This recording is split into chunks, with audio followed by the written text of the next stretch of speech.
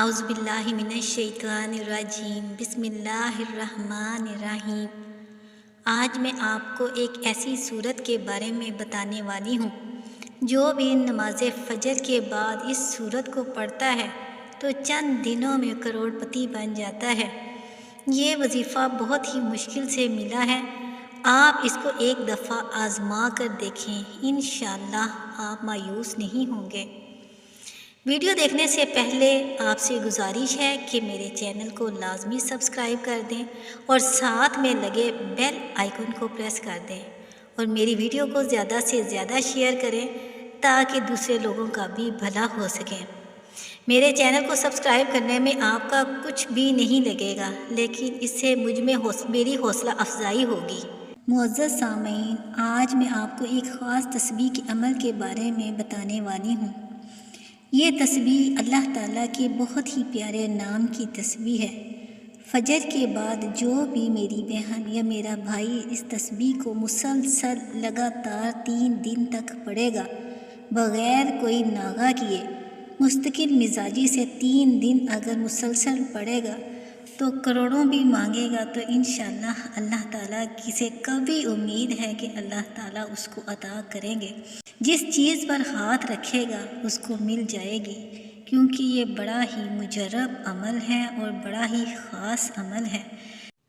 یہ عمل اللہ تعالیٰ کی ذات پر کامل بھروسہ رکھتے ہوئے کریں گے تو قوی امید ہے کہ اللہ تعالیٰ آپ کی ساری حاجات کو انشاءاللہ اس عمل کے صدقے میں ضرور پورا فرما دیں گے۔ فی زمانہ اگر دیکھا جائے تو بہت سے لوگ ایسے ہیں جو اللہ کو بھول کر مادی خواہشات کے پیچھے لگے ہوئے ہیں۔ ان لوگوں کو چاہیے کہ اپنا محاسبہ کریں، مادی خواہشات کے پیچھے بھاگنے کی بجائے اللہ تعالیٰ سے اپنے تعلق کو مضبوط کریں، اللہ تعالیٰ کے سامنے اپنے آپ کو سرنڈر کریں، اپنی ساری خواہشات اللہ تعالیٰ کے سامنے پیش کریں تو وہ بڑا غفور الرحیم ہے، وہ ہمیں معاف بھی کر دے گا اور وہ ساری خواہشات جن کے پیچھے ہم بھاگ رہے ہیں وہ خود بخود ہمارے مقدر میں لکھ دی جائیں گی۔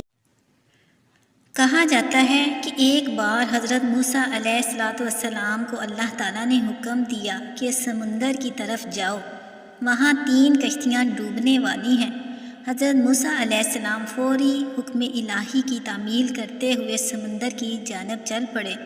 وہاں پہنچے تو ساحل پرسکون تھا۔ بہت دور سے ایک کشتی آتی ہوئی دکھائی دی جو آہستہ آہستہ ساحل کی طرف بڑھ رہی تھی۔ ابھی وہ کنارے سے کچھ ہی فاصلے پر تھی کہ حضرت موسیٰ علیہ السلام نے آواز دی، اے کشتی والو، اللہ کا حکم آنے والا ہے، ہوشیار رہنا۔ انہوں نے جواب دیا، آپ جانتے ہیں کہ اللہ کے حکم کو کوئی ٹال نہیں سکتا، ہم تو اس کے بندے ہیں جو حکم الہی کے پابند ہیں۔ کشتی والے ابھی یہ بات کر ہی رہے تھے کہ اچانک ایک موج اٹھی اور کشتی ڈولنے لگی۔ سوار اپنے آپ کو بچانے کی کوشش کرنے لگے، اتنے میں ایک اور زبردست موج آئی اور کشتی کو اپنے ساتھ بہا کر سمندر کی تہہ میں لے گئی۔ تھوڑی دیر میں ایک اور کشتی نظر آئی تو حضرت موسیٰ علیہ السلام نے انہیں بھی خبردار کیا اور کہا کہ ذرا محتاط ہو کر آنا۔ انہوں نے بھی پہلے والوں کی طرح جواب دیا، جو کچھ ہونا ہے ہو کر رہے گا۔ کشتی کو کنارے کی طرف لاتے رہے، یہاں تک کہ ساحل کے قریب آتے آتے یہ کشتی بھی ڈوب گئی۔ حضرت موسیٰ علیہ السلام اللہ کی حکمت کے بارے میں سوچوں میں محو تھے کہ انہیں ایک تیسری کشتی آتی دکھائی دی۔ آپ نے حسب سابق ان کشتی والوں کو بھی نصیحت کی کہ دیکھو اللہ کا حکم آنے والا ہے، اپنے گناہوں کی معافی مانگتے ہوئے اس طرح محتاط ہو کر آؤ۔ انہوں نے جواب میں کہا کہ اے اللہ کے نبی، جس طرح آپ سچے ہیں، اللہ کا حکم بھی اٹل ہے، اسے کوئی نہیں بدل سکتا، لیکن اللہ کی رحمت بھی تو ہے، ہم اس کی رحمت سے کیوں مایوس ہوں؟ لہٰذا ہم اللہ کی رحمت پر بھروسہ کر کے آ رہے ہیں اور اپنی رحمت کے صدقے میں ہمیں ضرور امن و حفاظت اور سلامتی کے ساتھ کنارے پر پہنچا دے گا۔ کشتی والوں کا یہ جواب سن کر حضرت موسیٰ علیہ السلام خاموش ہو گئے۔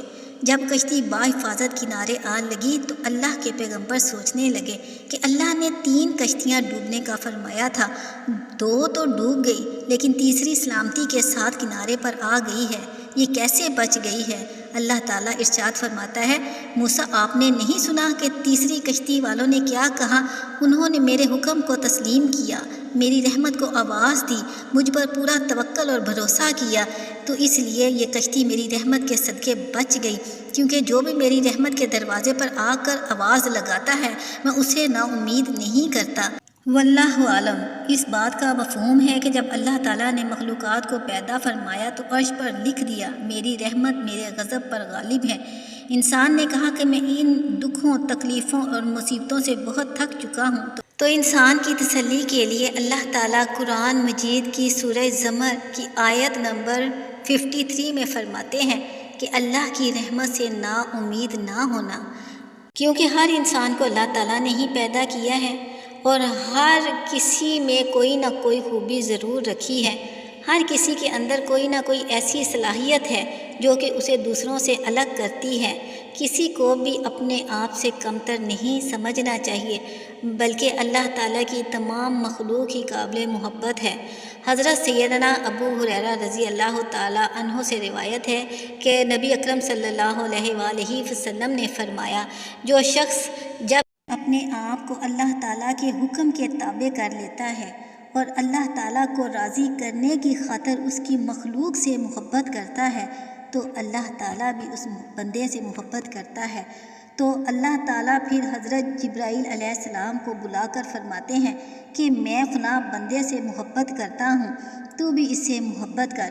حضرت جبرائیل علیہ السلام پھر باقی فرشتوں کے پاس جاتے ہیں اور یہ منادی کرواتے ہیں کہ اللہ تعالیٰ فلاں بندے سے محبت کرتا ہے، تم بھی اس سے محبت کرو۔ پس وہ فرشتے پھر زمین پر آتے ہیں اور ساری دنیا میں منادی کرتے ہیں کہ اللہ تعالیٰ اس بندے سے محبت کرتا ہے اور تم سب بھی اس بندے سے محبت کرو۔ لہٰذا پوری دنیا والے اس بندے سے محبت کرنا شروع کر دیتے ہیں۔ قدرتی طور پر اس بندے کے لیے اللہ تعالیٰ باقی لوگوں کے دلوں میں پیار اور محبت رکھ دیتا ہے۔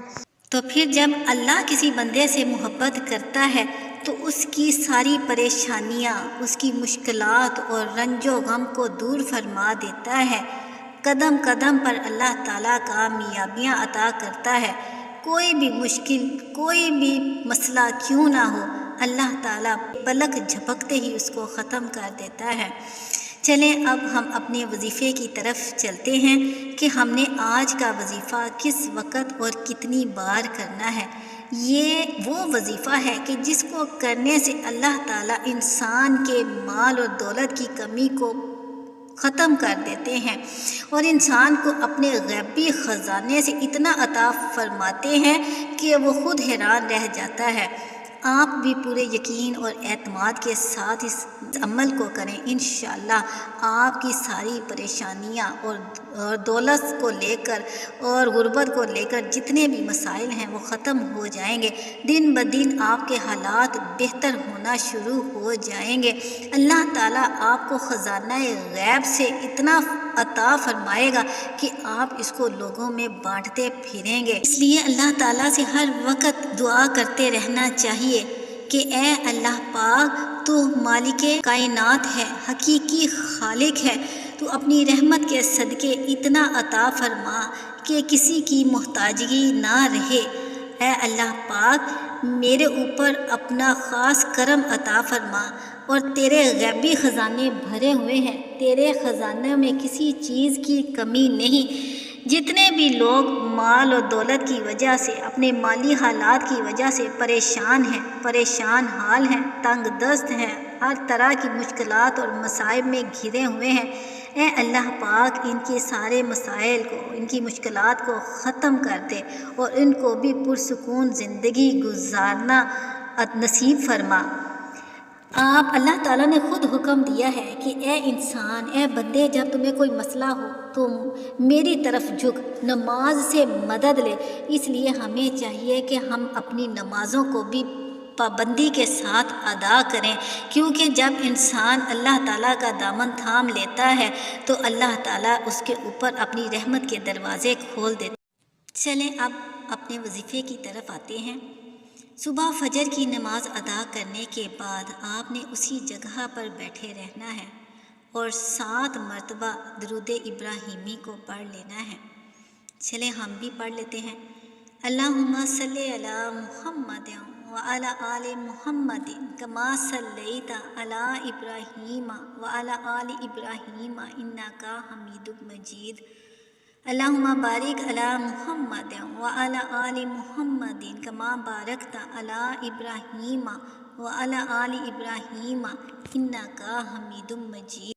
وظیفے کے شروع میں 7 مرتبہ درود ابراہیمی پڑھ لینے کے بعد آپ نے 41 مرتبہ 41 ٹائم سورہ اخلاص کو پڑھنا ہے۔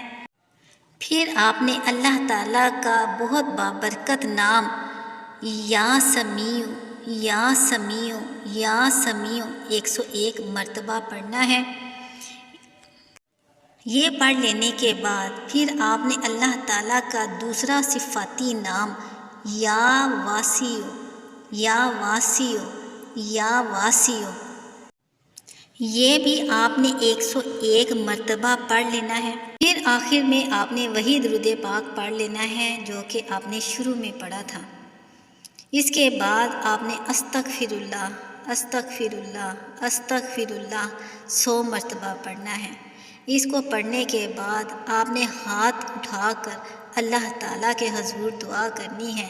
انتہائی عاجزی اور انکساری کے ساتھ اللہ پاک سے دعا کرنی ہے کہ اے اللہ پاک میری ساری مشکلات کو ختم کر، میری روزی میں اضافہ فرما، ہر گزرتے دن کے ساتھ میرے رزق میں اضافہ فرما، میرے ہر مشکل کام میں آسانیاں پیدا فرما۔ آپ کی جو بھی حاجات ہوں گی، آپ کے جو بھی مسائل ہوں گے، آپ کے دل میں جتنی بھی خواہشات کیوں نہ ہوں، اس وظیفے کے صدقے اللہ تعالیٰ آپ کی ساری خواہشات کو پورا کر دیں گے۔ اللہ تعالیٰ آپ کے تمام مشکلات کو ختم کر دیں گے اور اللہ تعالیٰ آپ کے پیسے سے متعلق مالی سارے مسائل ختم کر دیں گے۔ انشاءاللہ اس وظیفے کی صدقے میں اللہ تعالیٰ آپ کو اس قابل بنا دیں گے کہ آپ کو کسی کے آگے ہاتھ نہ پھیلانا پڑے، کسی سے مدد نہ طلب کرنی پڑے۔ جب بھی کوئی مسئلہ ہو اللہ تعالیٰ سے امید لگانی چاہیے، کیونکہ اللہ تعالیٰ خوش ہوتے ہیں جب کوئی بندہ اللہ سے لو لگاتا ہے اور اللہ کے سامنے اپنی حاجات بیان کرتا ہے۔ اس لیے رزق کے حوالے سے پریشان نہیں ہونا چاہیے، وہ بڑا غفور الرحیم ہے، عطا کرنے پر آئے تو منٹ بھی نہیں لگتا اور انسان کے لیے ایسے ذریعے پیدا کر دیتا ہے کہ انسان خود حیران ہوتا ہے۔ سورہ اخلاص جو آپ نے اس وظیفے میں پڑھنی ہے، اس کی اہمیت کا اندازہ آپ اس بات سے لگا سکتے ہیں کہ رسول پاک صلی اللہ علیہ وآلہ وسلم نے اپنی زبان اقدس سے خود فرمایا کہ یہ 1/3 قرآن پاک کے برابر ہے۔ مسند احمد کی حدیث میں ہے کہ ایک شخص نے آپ سے کہا میں اس سورت سے بہت محبت کرتا ہوں۔ آپ صلی اللہ علیہ وآلہ وسلم نے فرمایا اس کی محبت نے تجھے جنت میں پہنچا دیا۔ ایک شخص نے کسی کو اس سورت پڑھتے ہوئے رات کے وقت سنا کہ وہ بار بار اسی کو دہرا رہا تھا۔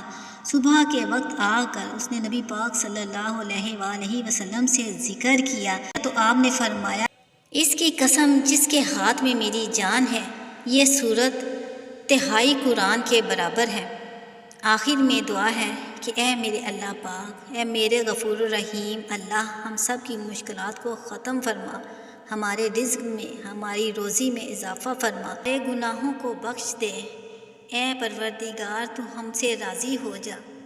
محترم سامعین، اگر آپ کو ویڈیو پسند آئے تو میرے چینل کو لازمی سبسکرائب کریں اور اللہ تعالیٰ کے 99 ناموں میں سے کوئی ایک نام کمنٹ باکس میں ضرور تحریر کریں۔